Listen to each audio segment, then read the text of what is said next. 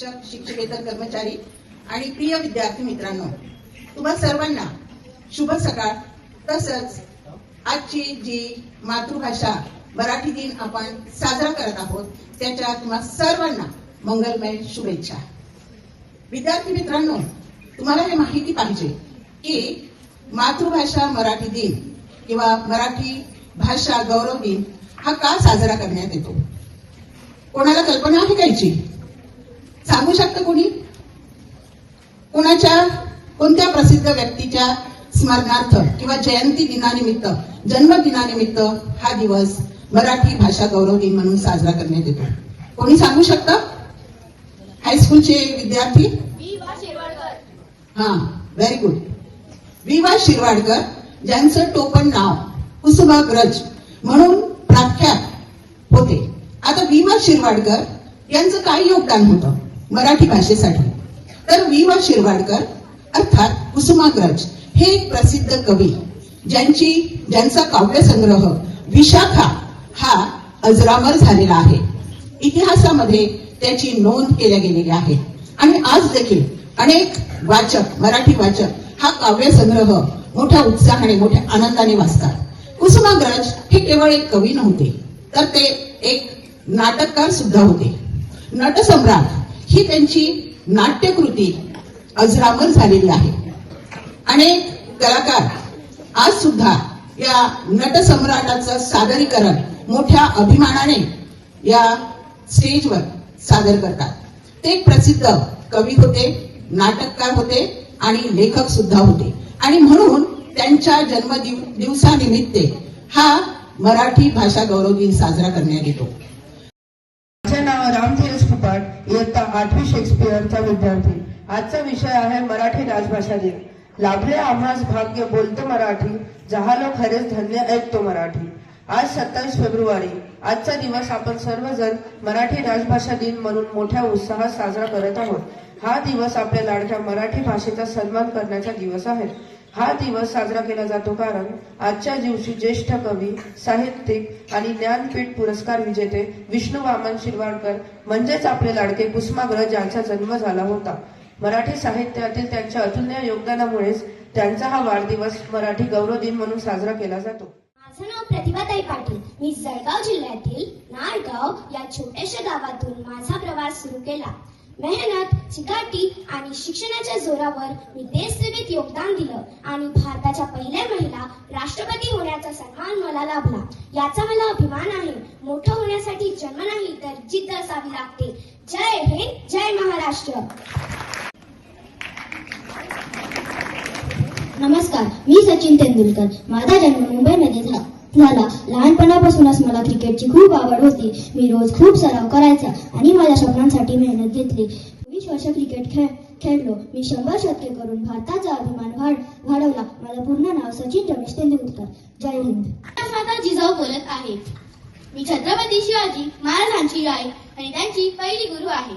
लहानपणापासूनच मी शोभाला चांगले संस्कार दिले। मी त्याला रामायण आणि महाभारताच्या गोष्टी सांगून सत्यधैर्य आणि न्यायाचं महत्त्व शिकवले। मी शोभाला नेहमीच सांगायचे, अन्याय सहन करू नकोस, त्या विरोधात लढ। माझं एकच स्वप्न होतं, आपल्या लोकांसाठी स्वराज्य निर्माण करणे आणि ते शोभाने माझं स्वप्न पूर्ण केलं आणि महान राजा बनला। मुलांनो, चांगले संस्कार, धैर्य, देशप्रेम असेल तर तुम्ही मोठे होऊ शकता। जय श्रीराम। मी सिंधुताई सपकाळ। लोक मला प्रेमाने अनाथांची आई म्हणतात। माझं आयुष्य खूप कठीण होतं, तरी मी कधी हार मानली नाही। मी अनेक अनाथ मुलांना रस्त्यावरून उचललं आणि त्यांना आईचे प्रेम दिले। मी त्यांना शिक्षण दिलं आणि त्यांचं आयुष्य उज्ज्वल केलं। माझ्यासाठी ती सगळी मुलं माझं कुटुंब आहे। मुलांनो, नेहमी दुसऱ्यांना मदत करा, प्रेमाने वागा आणि कधीही हार मानू नका, कारण प्रेम, दया आणि चांगुलपणा हीच खरी ताकद आहे। धन्यवाद। तिफन चालते, विजा थय थय नाचते, ढगढोल वाजवितो। नमस्कार, मी एक साधा शेतकरी। मी देशाचा पोशिंदा आहे। पहाटेपासून तर संध्याकाळपर्यंत मी शेतात मेहनत करतो। पाऊस पडला तर आनंद, नाही पडला तर चिंता। तरीही मी आशा सोडत नाही, कारण माझ्या कष्टावर देशाचे अन्न अवलंबून आहे। तर चला या, आपण सारे मिळून शेतकऱ्याचा सन्मान करूया। जय महाराष्ट्र। राम शिरवाडकर.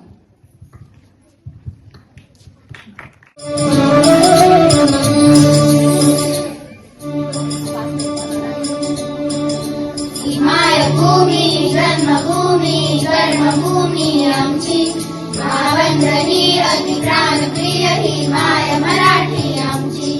ही मायभूमी जन्मभूमी कर्मभूमी आमची मावंदनी अधिप्राण प्रिय ही माय मराठी आमची. आमचा आहे बाणा ही आमची आहे बोली अस्माची सडके भव्य पताका भव्य कल्पनिकाची. महाराष्ट्रभूमी जन्मभूमी कर्मभूमी आमची महावंदनी अधिप्राणप्रिय ही माय मराठी आमची.